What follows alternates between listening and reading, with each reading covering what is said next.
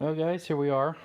Been driving this around now actually for a couple months since the earlier footage you saw, and I've got a nasty freaking oil leak going on.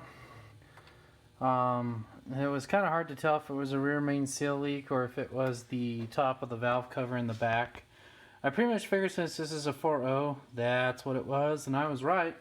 I put some of the dye in the back and the oil and use a UV light, and it's neon green back there. So can take the valve cover off. It's kind of a pain in the butt on these, but not really. I imagine there's worse vehicles. While I got it off, I'm gonna sand this down and powder coat it. So let's get cracking.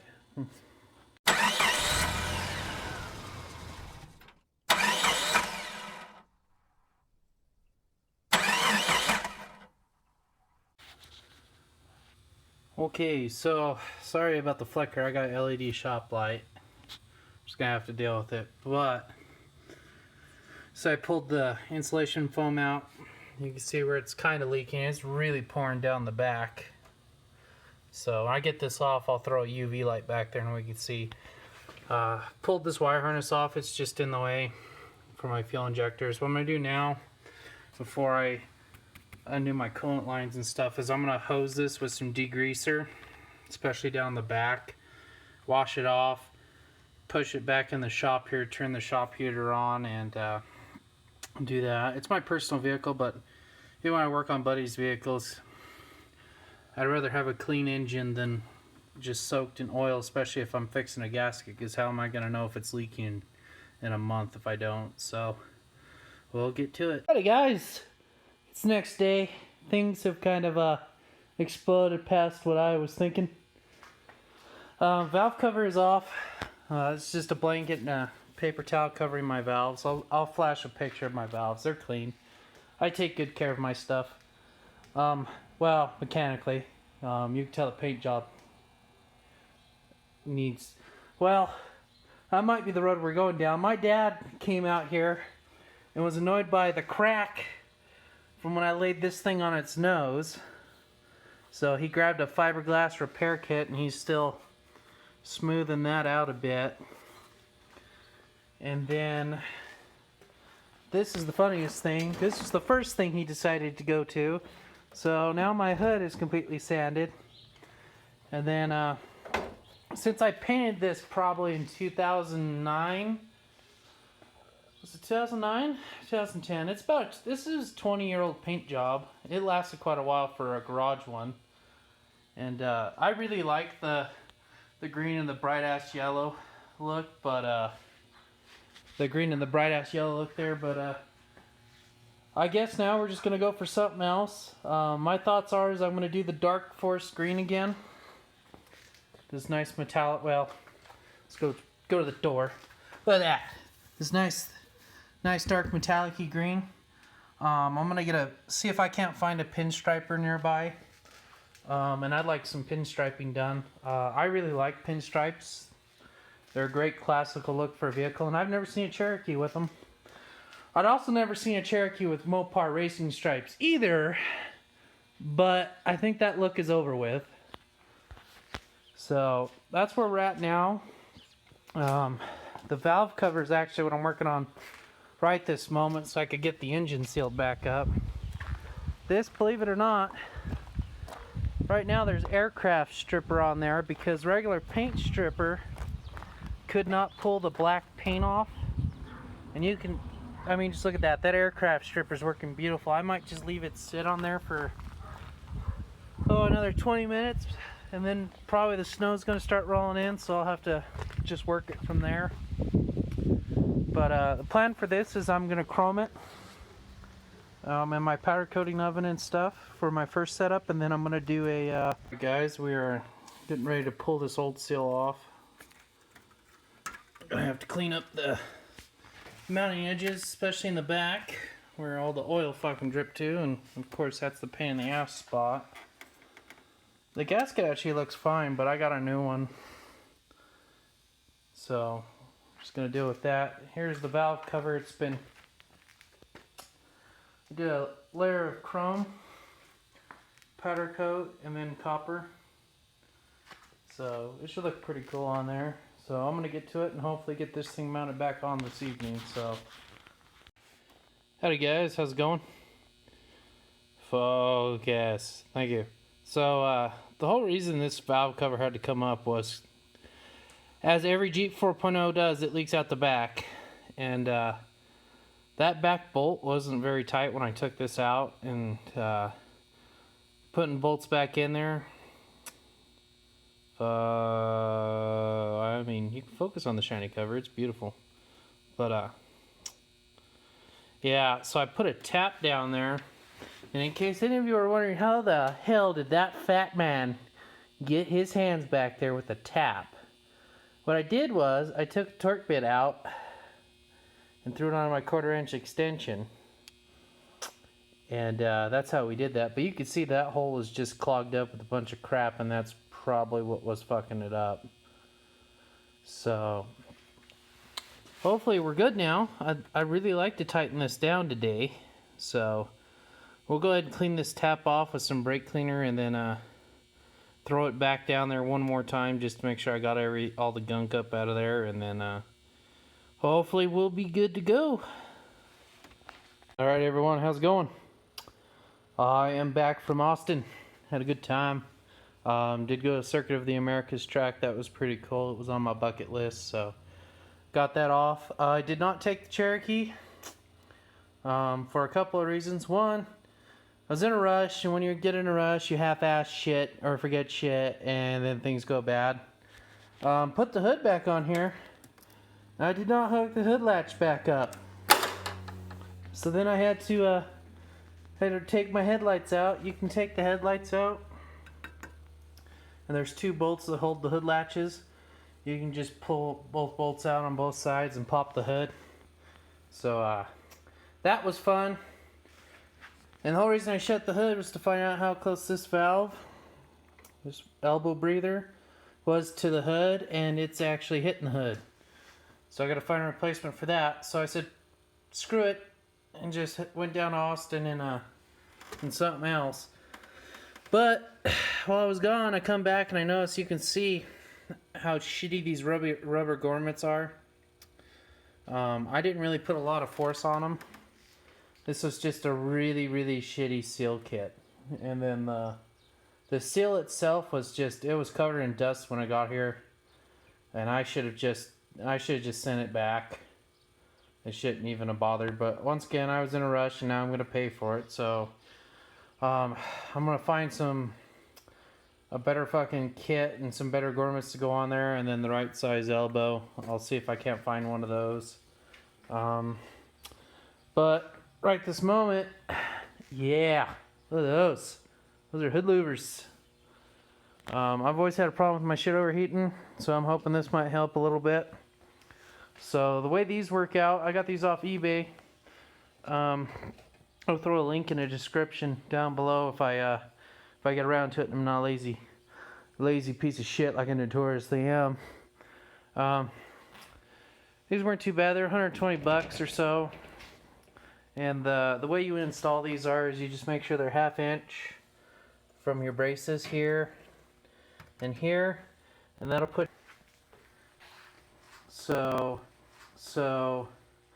and you'll line them both up, measure multiple times before you start chopping.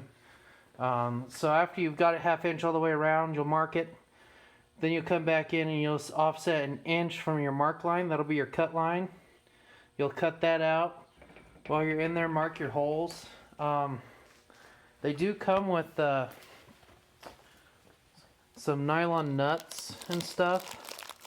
I'm not going to use these nuts, just because I find that to be a pain in the ass.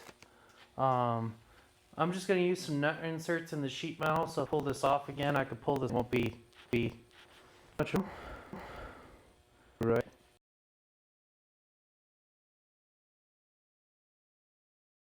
So, while I have the shop heater on,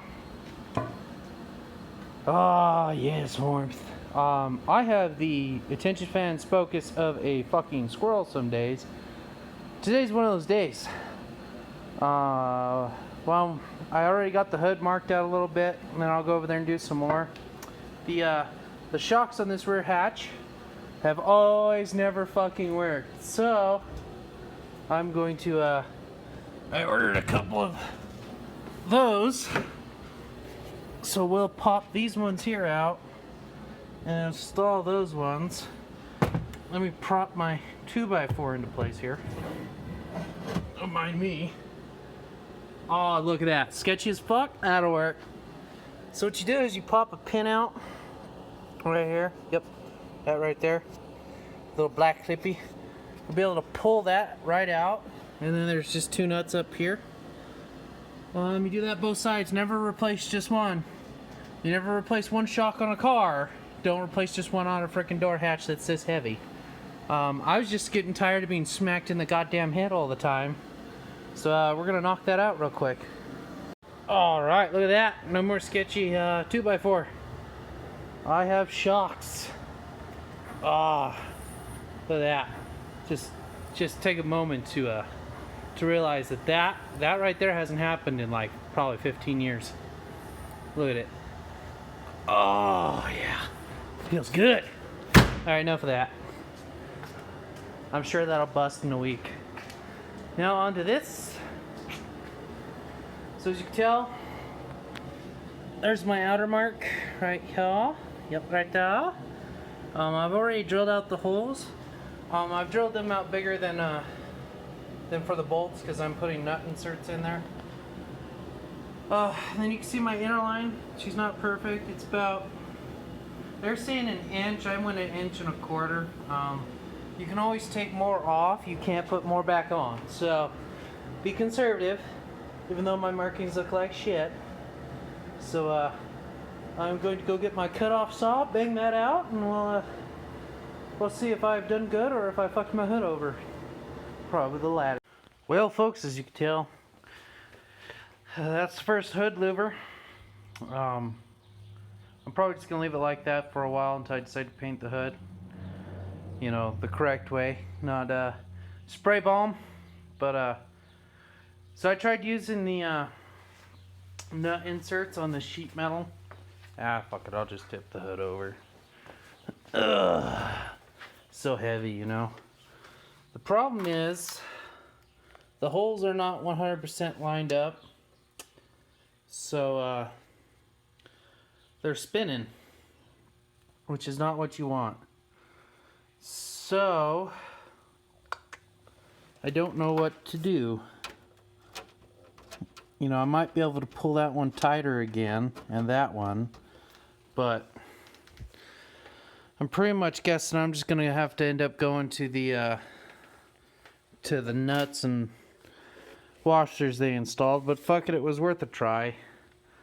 I'm sure removing these is gonna be fun, but you know, I thought that would be a cleaner looking install than the fucking nuts and stuff. But as you can tell, maybe just follow instructions. Don't try and improve on things. My old man wanted to pop rivet. Well, fuck, what I pop rivet something I gotta pull back out, you know. So that's what we're gonna do. I'm gonna pull this grill back off.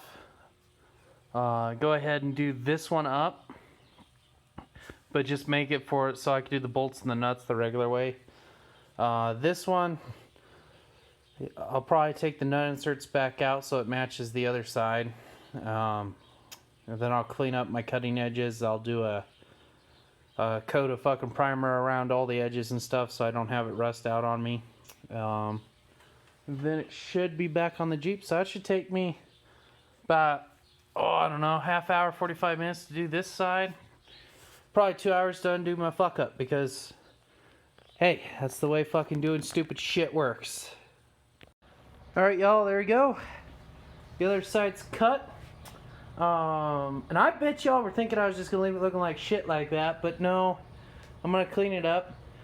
I don't have a power file or belt sander, whatever you want to call it, so I'm gonna go run to my favorite parts store that sells cheap Chinese freaking junk, because I love my communist dictatorships to have massive human rights infringements. So that's what we're gonna go do. So get a power file, clean up the edges and stuff, and then you can use a power file on the reverse side and just whack these off real quick. I don't have one right now. My last Harbor Freight piece of shit junk one died, so I figured, shit, it got at least 3 days worth of use out of it. Might as well go get another one. So I'll see you in a little bit.